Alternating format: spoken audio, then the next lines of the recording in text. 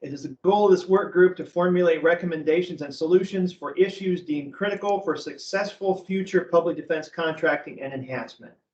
And ultimately, the work group will have concentrated on a total of 5 mission critical areas within the contracting model.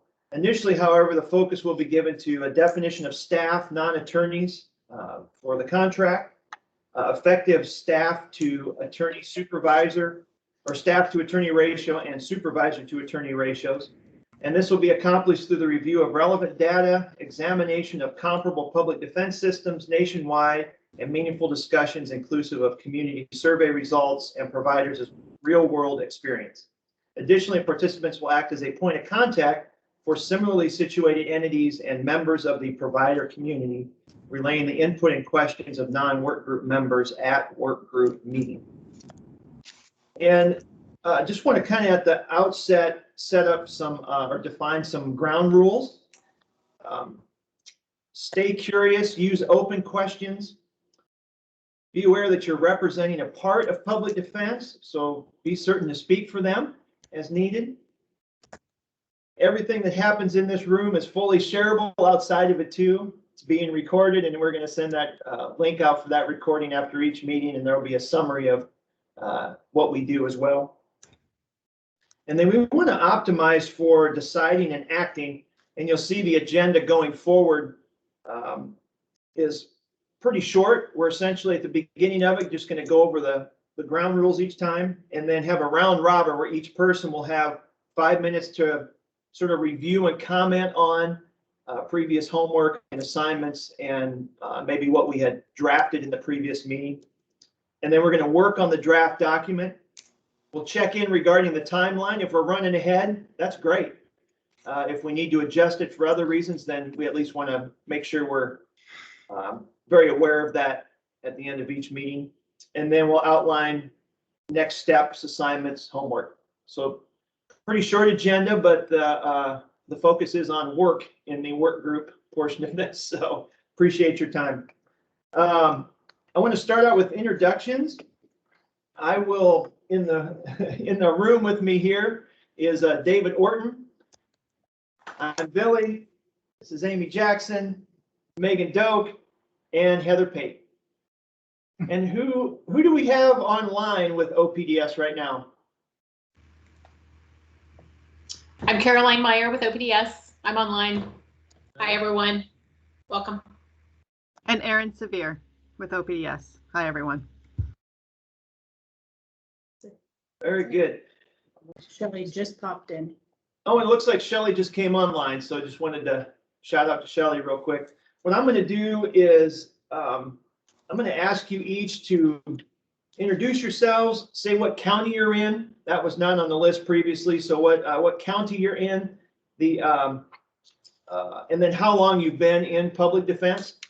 And then when you're done, just introduce invite the next person to speak. So I'm going to invite Olcott Thompson. Thanks, Billy. I'm Cott Thompson. I am in Marion County. I'm the head of the Marion County Association of Defenders, which is the consortium that actually, interestingly, in relation to the other counties, we have the majority of the work. And I've been doing this work for over 30 years and then been dealing with OPDS for at least 20 of those. And I'll invite my colleague from Marion County, Todd McCann. Thank you, Mr. Thompson. Todd McCann, Marion County Juvenile Advocacy Consortium. Been doing this for been doing defender work for 27 years. And I would invite my friend Chris Kino. Unmute. Can you hear me okay? Yep. Yep. Okay. Chris Kino from Astoria, Oregon, Clatsop County Defenders. We are a small group of defenders, 5 of us. There's 3 in my office and then 2 others. Been doing this in Clatsop County for probably 20 some years. And I actually used to work with Cott down in Marion County for 4 or 5 years before I moved up here. That's it. And I'm not sure how we're supposed to know everybody in this room, but I know Jack Morris hopefully is here. So I'll hand it over to Jack. So I'm Jack Morse. I've got actually two hats on in this game. The first is my firm is the primary contractor, Morse and Sullivan, in 5-county area, Hood River, Wasco, Gilliam, Will, and Sherman. And then I'm also the administrator for the conflict consortium. I've been doing indigent defense for 35 years, and it's all been wonderful. And I'm going to have to come up with a name. Is Bruce Tarbox on? No. How about Jonathan Sarr?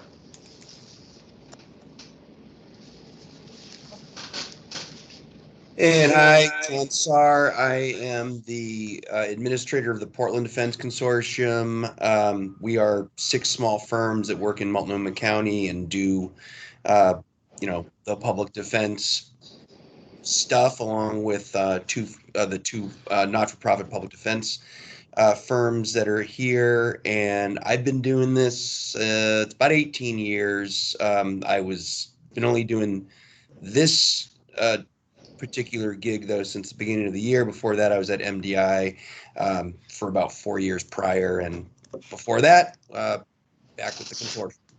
And speaking of MDI, I'll let Autumn go. Thanks, John. Autumn Shreve. I work at Multnomah Defenders Incorporated. I've been there just over 6 years. And I think that's it for me. I see Rebecca Solinger. I said that wrong. Am I muted? No, you're good. Oh, so I've been typing this whole time and everyone can hear me. Oh my gosh, I'm so sorry. I'll figure out how to mute myself. My name is Rebecca Schalliger. I am the administrator for Juvenile Advocates of Clackamas in Clackamas County. We do exclusively juvenile work, and we're the sole juvenile consortium in Clackamas County. I have been an attorney since 1999, the first 9 years in the DA's office, and then in 2007 I started doing public defense work, and I prefer public defense work to a large degree. And you're going to invite who? Rebecca, you want to invite somebody? Mark or Brooke? Brooke, let's hear from Brooke. All right, hi, I'm Brooke Reinhardt. I'm the Director of Public Defender Services, the Public Defender's Office in Lane County. So I guess I am both repping Lane County and dually repping public defenders with Autumn. So good deal. And I will kick it over to, it looks like, is Mark the last? Yep. Okay, Mark, go for it. Last but not least, my name is Mark Lang. I'm administrator for Justice Alliance in Columbia County. We do both dependency cases and criminal cases, both in, dependency cases in Clatsop and Columbia County here. And I've been an attorney for over 20 years now, and work half the time as a prosecutor, and then the last half since 2010 working as private practice and public defense. So I guess I don't need to pass it on to anybody else. So No, so we also have Bruce Tarbox. They're working with him right now to get him online. Michelle Bartov let me know that she's in court, so she might be running late. And then have we heard from John Hamilton, that group there, Heather? Do you know? Haven't heard. Jackson Juvenile Consortium. Haven't heard. So thank you very much. Glad you're here. This will probably be a little bit shorter today, just because we were wanting to kind of see how things are going to work, how this would go, give you some ideas about what future meetings might look like.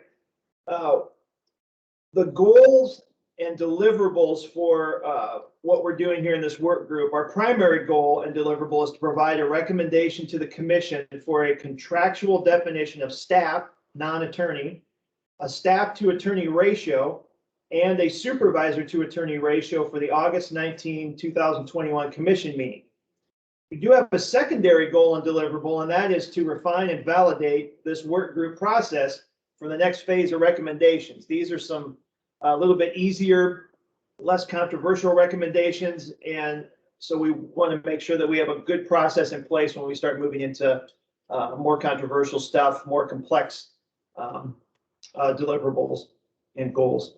So you had some opportunities to take a look at, and I know I just sent that out a little bit earlier today. There was a list of relevant research. This is the stuff that we've compiled internally, and I want to shout out to Karen Farkas. She put a lot of the tables together, and then also Shelley Dillon for pulling together a lot of the information as well. So as you take a look at that over the next, before our next meeting, then if there's any sort of additional research that you're aware of, anything else that might be helpful for us, just go ahead and send that to Heather Pate or really any of the analysts, whoever you're sort of familiar with, and then we can make sure that we get that in there for the next meeting, so we all are kind of working from the same data, so to speak. We'll also have the survey results available. I know the survey results had a lot of things that were in there, but there was we'll send out the relevant portion of that regarding just these couple of topics. And I think we have somebody coming back in. Bruce. It's Bruce. Bruce, are you here? I'm here, thanks. Hey, Bruce. You want to? We just had everybody just introduce themselves and give their the county, and then also just how many years in public defense. Oh, Bruce Tarbox, Clackamas County, 20 years. All right. Thank you. Thank you. So that was a lot as far as process and what we're getting ready to do. Any questions or comments about that? No, not for me. Was that Bruce said no comments?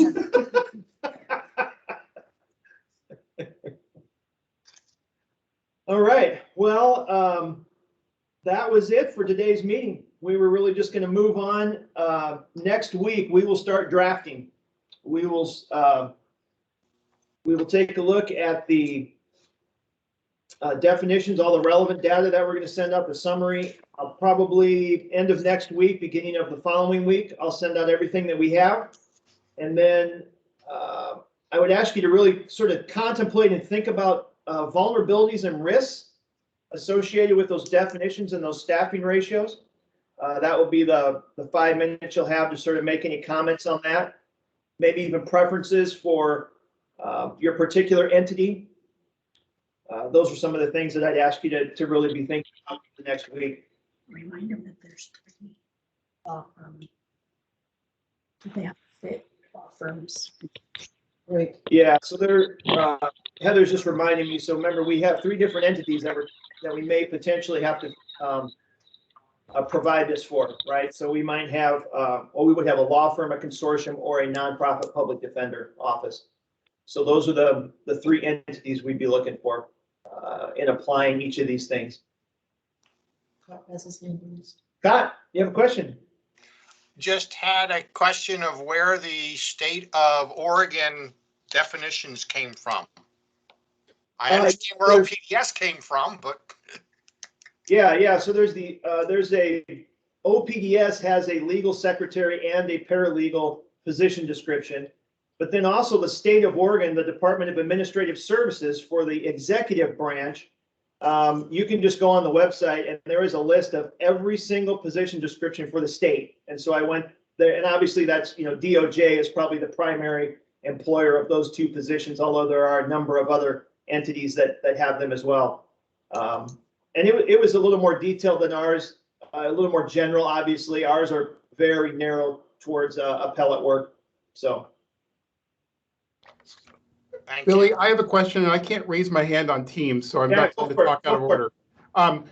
So in looking at your work group relevant research that you sent out, that's helpful. It seems like it might be helpful if there was a bit of agreement on common terms and phrases, simply because I'll advertise for a legal secretary and I'll get a bunch of people applying as legal assistants. And my definition of legal assistant appears to be your definition of paralegal.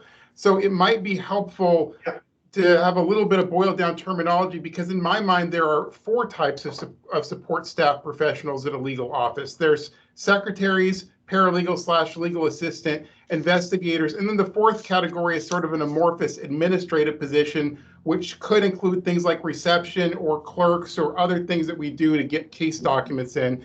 And maybe paralegal covers that, but in my mind, paralegal is a person who would be more like a legal assistant in the MPD or PDS LC idea of someone who has follow-up client contact once an attorney sees the person. So I don't know if it's useful now to talk about terminology, but if we can have a discussion in the near future about terminology, because that would really inform in my mind what we're talking about for ideal ratios.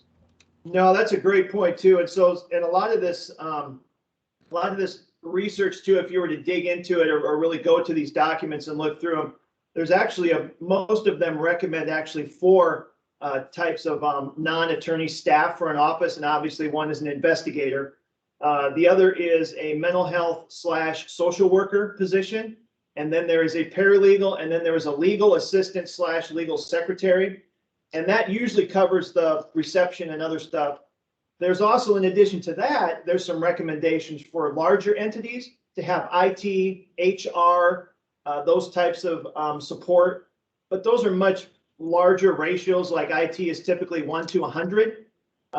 So, you know, we don't run into that so much with any of our contracts. Maybe MPD getting close to that, but regardless, that's certainly something I drew the line at, and it might even need to be drawn below paralegal, but I drew the line at investigator and social worker being something that you can request under a non-routine expense request, and we don't typically have them as employees, or if we do, we carve them out separately with their own sort of funding even, and so or make some accommodations for additional funding for those.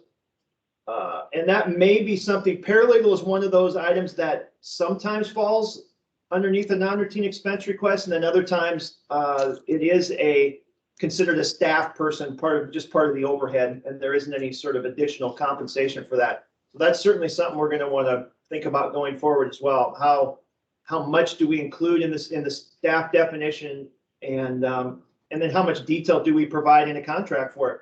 Do we just have the general description, like the state of Oregon position description, or do we list out the 3, the 1, 2, and 3? Here's the administrative duties of this position. Here are the legal duties, et cetera, et cetera. So, yeah, that's part of I think each person thinking about what is going to work best for their entity, and that's something we would want to look at probably next week. Vulnerabilities and risks, right? So what does that look like if we don't include a paralegal, and now we're looking at a different sort of funding for that?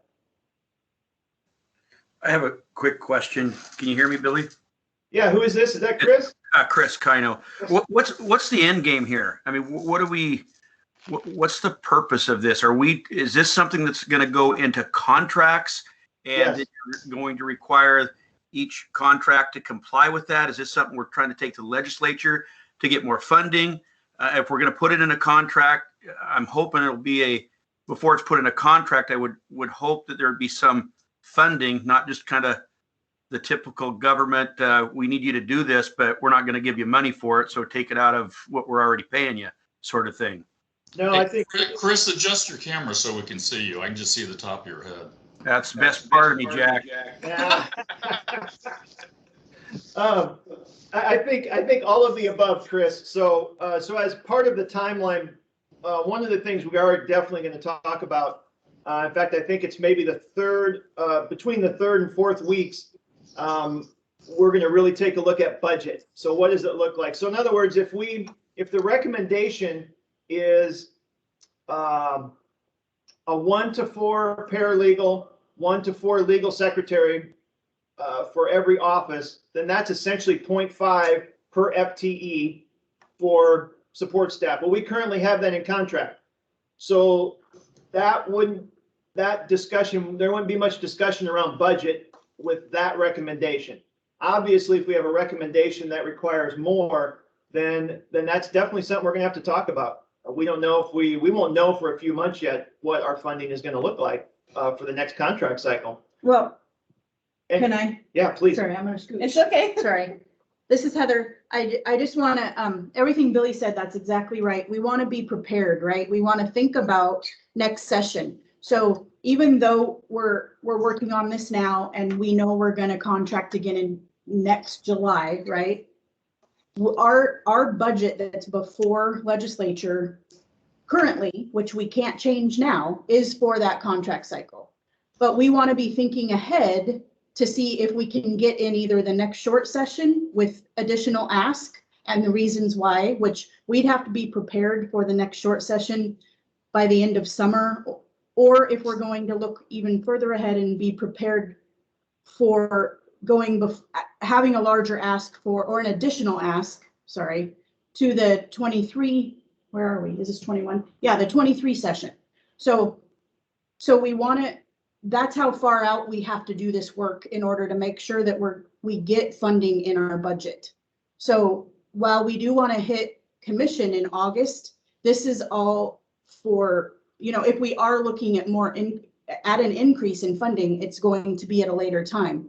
But for us to be ready and have those conversations, we need to start now, if that makes any sense. So part of it too is that we're trying to build towards the next contract and the request for proposal by having this recommendation for these couple of items in August. And again, if it is more funding, then we'll have to extend that conversation probably, and or that actual deliverable as far as when it might go into a contract, because it needs to be funded.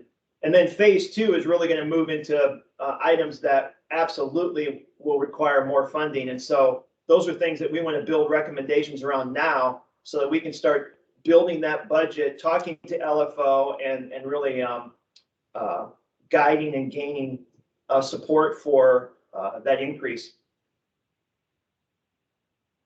So in other words, really validate what our recommendations are. Sorry, Autumn, go ahead, please.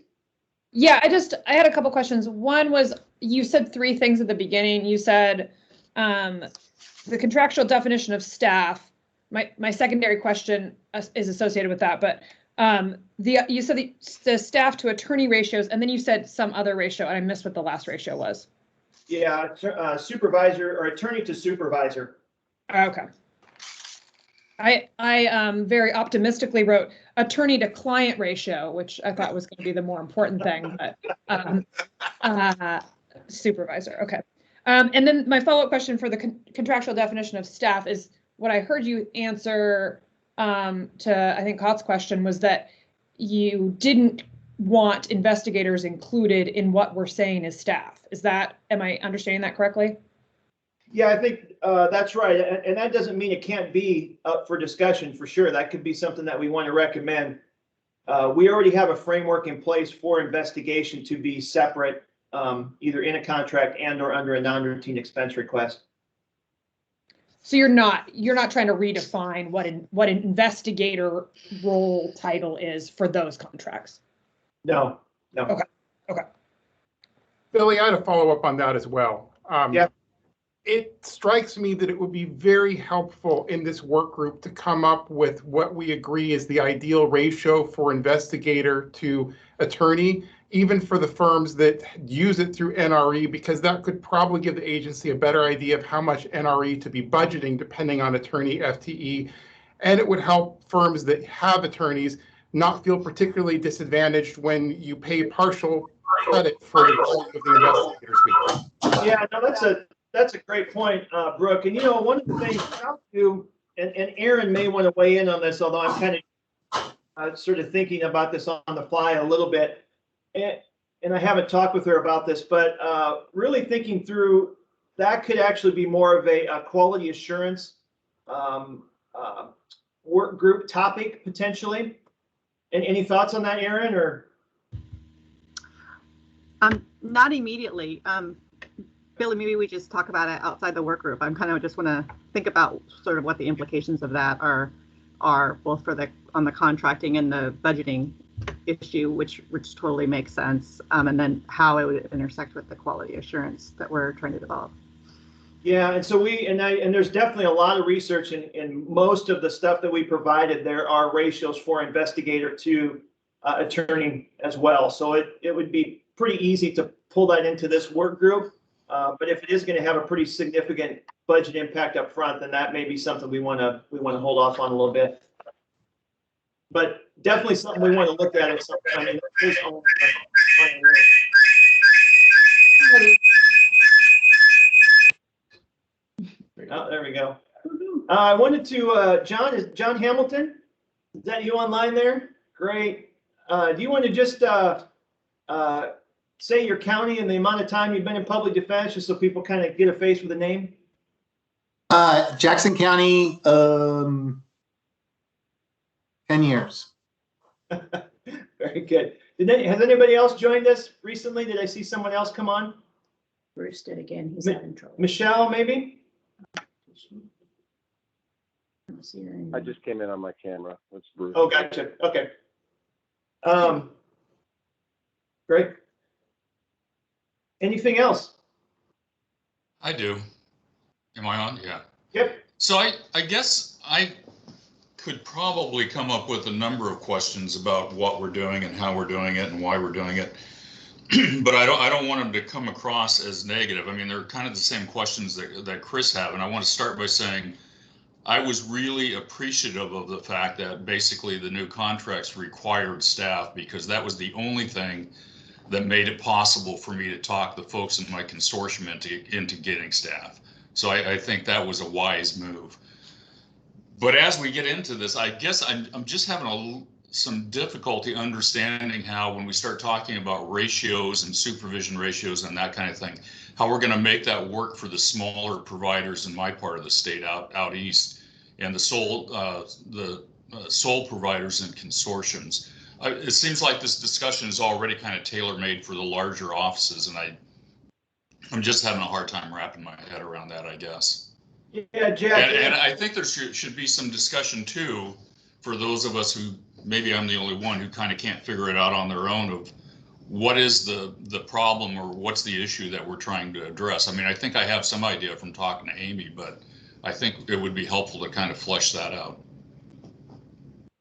Yeah, the intent of the group is not to be swayed towards any particular size, or, I mean, we worked pretty hard to make sure we had a good cross section of all entity types and sizes in different parts of the state. So you definitely have a voice in this, and it could be, I mean, potentially it could be 12 different recommendations, right? I mean, we got 12 different situated providers in this meeting. So that, we're hoping for a little more consensus, a little, around maybe, we don't want to come out here with 12 recommendations. I don't think that would be effective, but I could certainly see recommendations that would vary based on any one of those factors, those components. And I guess, Jack, this is Heather again, sorry. We're just, we don't have great definitions, obviously, in our contract. So that's the first thing we're trying to accomplish, is to have consistent definitions so that everybody's treated the same, right? And a little more transparency in that staffing area than what we currently have, as well as recognizing that we do have different types of entities, and we can't just tell you all that it's 1 to 12, right? Regardless, it's 1 to 12. We can't do that. We want to hear from everybody, and we want to do what needs to be done to write the system, to make sure the system's sustainable. So, this truly is a work group. We truly do want to hear what each type of entity needs, so that we want to get the right amount of money. We want to make sure that you're all whole and you can represent the clients that are out there to be represented in public defense. So this is a first step at making sure that we're hearing from everybody, that we're hearing all the needs, and we want to be focused on the areas in our contract where we're a little loosey-goosey. So that we have good outcomes to tell the legislature when we go before them. When we're asking for the money we need for you guys, we want to get it right and make sure that we're asking for the right amount of money and for the right reasons. And also, real quick too, the NAPD study that came out in May of 2020 with some of these recommendations. One of the first things they say is, until empirical studies are further able to determine the number of staff necessary to support the lawyer, public defense systems at a minimum should provide, and then they provide the recommendation. So yeah, it should, there aren't easy answers to certainly to that piece of it, and that's why this work group is so relevant. Autumn, I think. I think John was actually next. John? There's also a distinction between the type of caseloads the attorneys are managing. Yeah. And I'll say this from my own experience. I've done both criminal and juvenile, and I can get by with a lot less staff managing a criminal caseload than I can with the juvenile caseload. So I'd ask you to consider that too. I know the PCRP stuff is going to roll out at some point, hopefully, but it hasn't rolled out. And for the counties that aren't going to have that, I'd like some consideration of that staffing distinction. Yeah, for sure. Thank you, John. Autumn? So my question was about how the work group's going to collaborate going forward. And so like, if I was able to get some sort of outside information that I wanted to share with everybody, is it that we're going to send that information to like the administrator and then they would include it in the next meeting? Or are we going to use an email group for me to be like, hey, I found these great definitions of staff. Like, what do you guys think? And for preparation for the next meeting, or how is that part going to work? Yeah, I think for sure you'd want to send it to myself or Heather, just so that we can make sure that we are, keeping all that data together in a summary. I think that's going to be a lot easier for people to utilize. But I think there's nothing wrong with having those discussions offline, for sure. Certainly with people that are situated the same as you, but then also even with each other. I think that's valid too. Aaron, you had a comment? Actually, I'm gonna be a little contrary, Billy, just because we're treating this as a public meetings law, which means that it has to be open and available to the public. That means that the deliberations can't really happen offline, and they should happen in the context of the public meeting. So if you have information that you want to share, just go ahead and send it to Billy. We can put it in the agenda and share that information as a group, as a public document, rather than having meeting as a group remotely in an email setting. Thank you, Aaron. Appreciate the reminder. Thank you. Michelle, I see that you're on with us now. Yes, my apologies. I had an 11 o'clock behavioral health court entry that started late and ran late. But yes, I'm here now. My name is Michelle Bartov. I'm in the Eastern Oregon Defenders Consortium over in Union and Wallowa counties. Thanks for having me here, guys. I'm excited to participate. And what is the name of your cat? Well, there's two of them. Okay, so this one is Rory, and this one is embarrassingly named Chicken because he's golden like a chicken nugget, and that just became his name. And then this is Boomer. So you have activated all of the animals. Nice, nice. And Michelle, how long have you been doing public defense? Since I graduated law school in 2016, I took a job as an associate with Rob Rashio in Grant and Harney counties. Rob is now the circuit court judge for Grant and Harney County, so Judge Rashio, I shouldn't call him Rob. And I was there for about 1.5 years in the Grant Harney office, and then my husband switched sides, now works for the Department of Justice. Don't hate me for that. And he works in the Pendleton office, handling cases over in Malheur County. And so I moved over to the Baker City office with Rob Rashio's firm. And now I have my own firm since 2018. And I've had a full share of the Eastern Oregon Defenders Consortium, and I've taken a role in our contract administration. Awesome. Well, thank you for your service, and really everybody in the meeting for sure.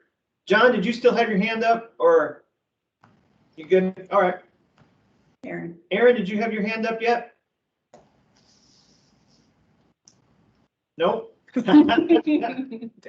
didn't, but I was going to respond to Brooke's comments in the text. So I'll just. Perfect. Very good. Any other comments or questions? I just want to be really clear. What's our homework? To look through the data, the research, the summary research. If there's anything else you're aware of, please provide it to us, and then I'll send it out to everyone else. And then we'll have sort of a full summary available for the next meeting. And then also to be thinking about vulnerabilities and risks with, which we've already touched on a few of those today. But be thinking along those lines for your own entities and or other entities if you want to as well.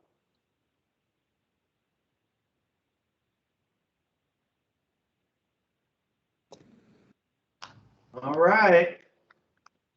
Well, thank you very much. We want to honor your time and appreciate it. Looking forward to working with you. Have a good day.